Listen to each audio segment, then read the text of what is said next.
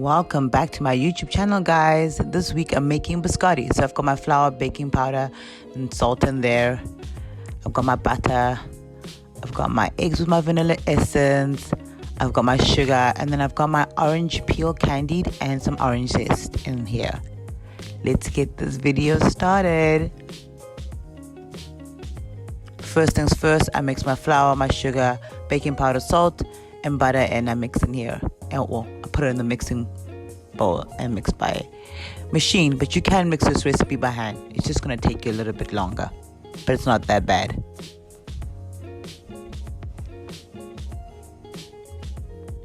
I check if it's okay. You see how all the butter is kind of incorporated. There's no big chunks of butter. Obviously the butter will be a little bit crumbly, but there's no big chunks.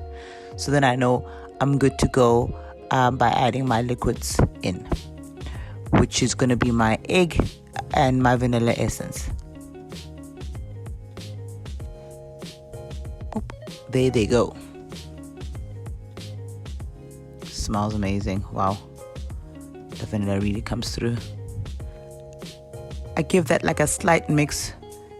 Don't walk away. You must just watch till everything's till everything's combined. There's no flour and it looks dough like this. So you can kind of like see a little bit of the egg yolk there, but that's fine. You're gonna get rid of that soon.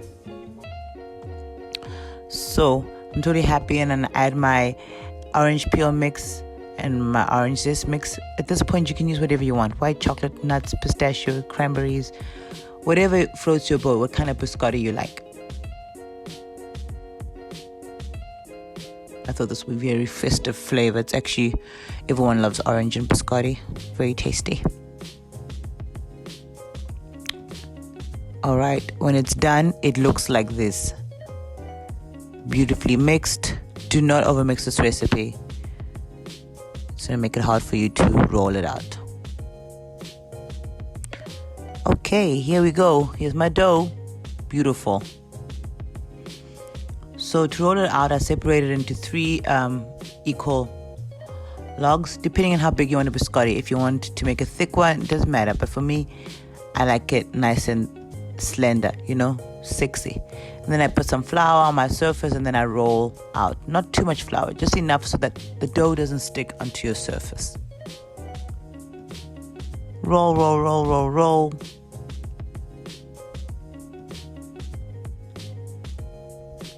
And then I place it on my baking tray with parchment paper.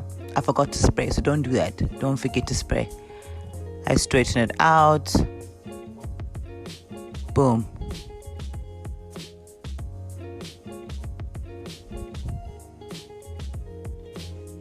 Beautiful. It actually smells delicious. That orange is coming through. See, this is me trying to fix. I forgot to spray. I'm trying to fix that. Epic fail. Don't be like me. There we go.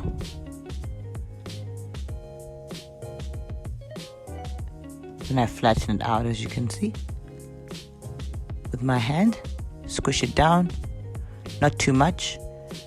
When it bakes, it's gonna spread, so think about that when you're making your size. And that's it. I'm happy with the way it looks,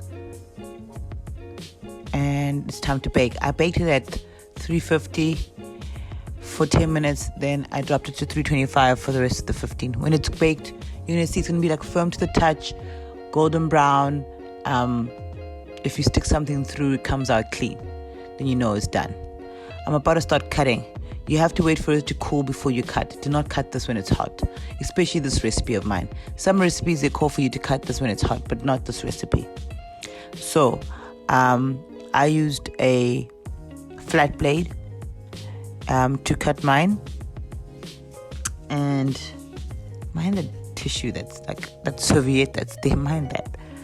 But first I started off with a serrated knife, and that didn't really work out too well for me. As you see just now, you're gonna see I'm gonna switch knives. Yeah, I don't even use that knife. That knife is not used by me. Yeah, show you guys how it goes. then you see me run away to go try find a decent knife. But cutting is really important. You need to make sure that you cut nicely, because it's gonna reflect on your overall product if you just hack through this. So eventually I do find the right knife. Sorry about that. And I get it. It's a flat blade.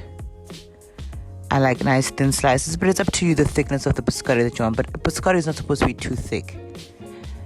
And then I cut it at an angle or a bias.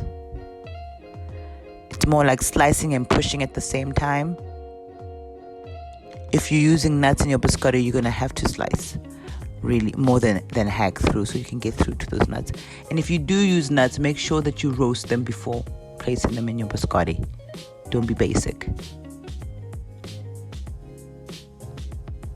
All right, look at that. Beautiful.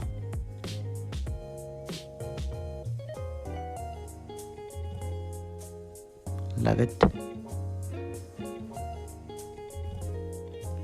All right, so my biscotti is being sliced up. As you can see, it's on the sheet tray. I put it in the oven about 100 degrees until it's dried to your required dryness. Some people like it really dry, some people don't like it. You could also eat it just like this. I like it like this. Once baked biscotti is the best. So it's up to you. Follow the recipe. It won't lead you astray. Thank you so much for the love and support, guys. Comment down below if you want to see a specific recipe. Mad love for you guys, and have a really great festive. Mwah.